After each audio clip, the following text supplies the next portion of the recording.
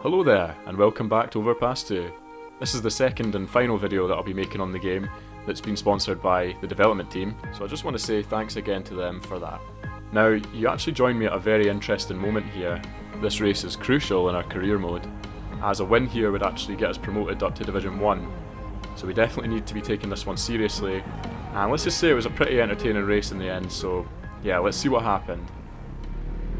Okay then, so here we go. We're driving the Arctic Cat Altera 600 for this race. It's not the most powerful quad, it's only about 45 brake horsepower, but it does have quite good acceleration and handling as well. I've got the race suspension on, so it's quite stiff, as you can probably see. It's not the best over the jumps, which are always carnage at the start of the race, but we've just about managed to navigate the carnage there, so no harm done. But yeah, the race suspension is good for taking the corners quickly, but it doesn't soak up the bumps as well as the softer variants do.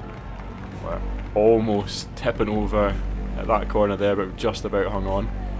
And yeah, you can see it's pretty difficult to see where you're going as well when you've got all the dust and particles flying up. Yeah, it gets quite intense, especially when you've got multiple people ahead of you. And yeah, as we're saying, we've set up the quad with the racetrack suspension, which is really stiff compared to obviously your climbing suspension. Even stock suspension, it's stiffer than that. So it's obviously going to struggle to absorb the bumps as well as those other suspension variants. However, it does allow you just to kind of, as you can see there, I can nip round on the inside and really kind of get around corners a lot easier than some of the other guys out there. He's got the more powerful quad though, but I've just managed to take him on the inside there. Here's the first of the two big jumps on this track, and we're just about maintaining our balance, that one. We've taken that one really nice, to be fair. That guy's had a bad time. He's probably going to wake up in hospital in a few days, not really knowing where he is.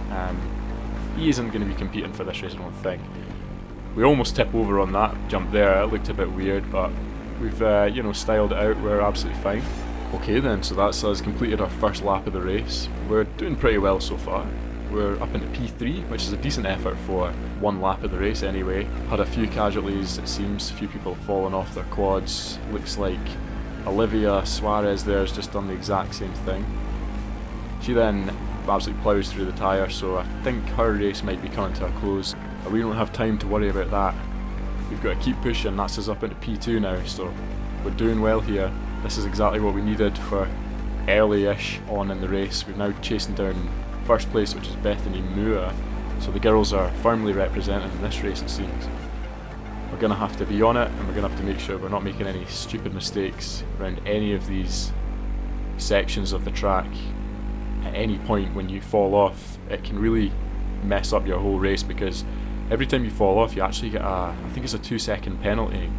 So even if you think you're potentially in first place, that could come back to bite you at the end. You could end up losing the race for that very reason, because you get the time added on at the end.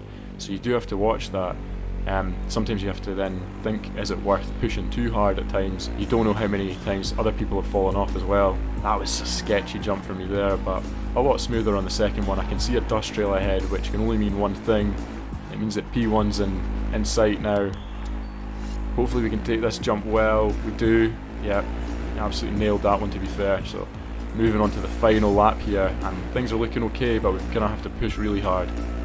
So this is it then. It all comes down to this. The season effectively boils down to this. We really do need the win here. It's going to be very, very helpful for us to get our promotion. We're not absolutely done if we don't get the win, but it would certainly allow us to get that immediate promotion up to Division 1, so definitely would help to have this win in the bag, which is what we're going to try and do. As you can see, this girl's got skills. She's absolutely flying away, so I'm really struggling to keep pace with her. I can't recall what quad she had, but I think it might have been one of the more powerful ones, which some of them go up to, I think it's 98 brake horsepower. I think she might have had that one. So just really struggling to keep up, but I do have the more agile quad, so I've got that going for me then. That was almost an epic fail, almost absolutely binned it there. Managed to hold on.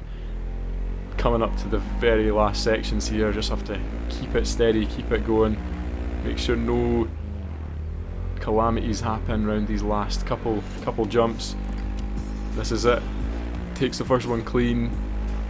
Oh, just don't crash. Yeah, that was always gonna happen. And she crashed too, so that was my chance to take first off her, but I did not capitalise, and unfortunately that looked like that was curtains for us, it almost looked like, and we weren't going to get promoted on this particular occasion. However, the scoreboard said different. We somehow got the win. I was so confused at the time, and it was only when I checked after. She had a 10-second penalty for obviously falling off her quad bike more than I did. I only had a 2-second penalty for that one crash at the very end. So that was it. I got promoted. Not quite as expected, but you know, we'll take it anyway. Thanks so much for watching, guys, and I'll see you in the next one.